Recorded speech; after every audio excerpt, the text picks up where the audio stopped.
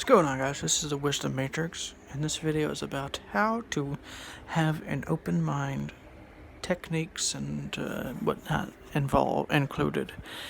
So how do you have an open mind? Well, the first thing I recommend that you do is to, whenever you hear something that sounds crazy or outlandish, or whatever it is,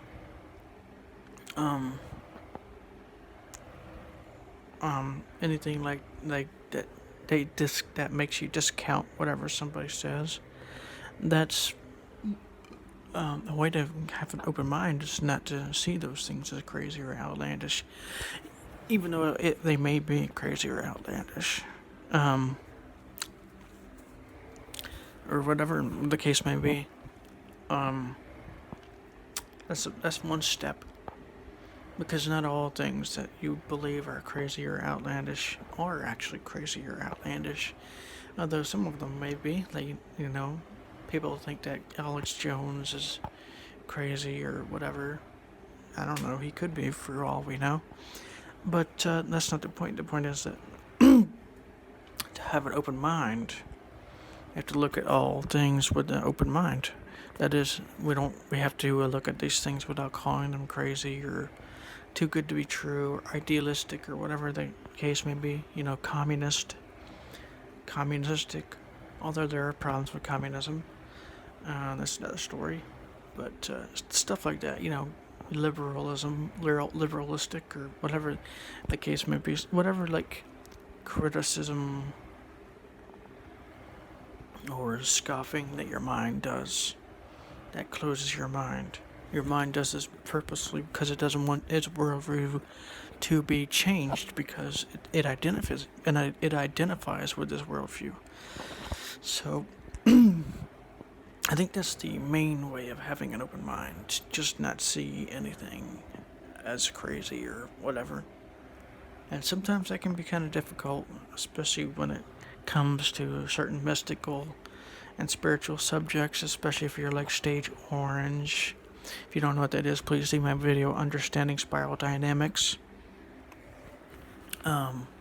Stage Orange people have a problem with spirituality, and they think it's religious.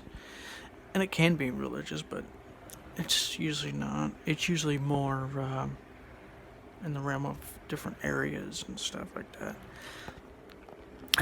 This is subject in itself, but I'll make that another day. Actually, when it comes to that, there's a lot to be said about regular everyday life. Not everyday life, but regular, like, everyday views of the world, how that could be considered a spirituality.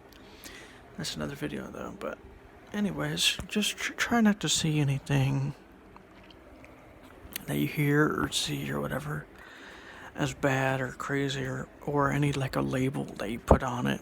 Just try not to label anything. Try not to put your own worldview onto it.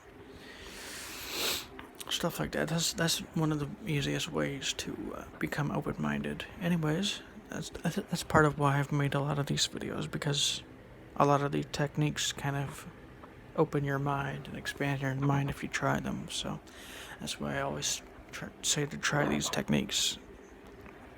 Anyways, oh yeah, another thing too about that too is the tapping into the infinite. There's a lot of techniques, but tapping into the infinite is one way to kind of, because sometimes your ego gets so stuck into one reality worldview that you can't really do anything. So you have to tap into the infinite, and it kind of like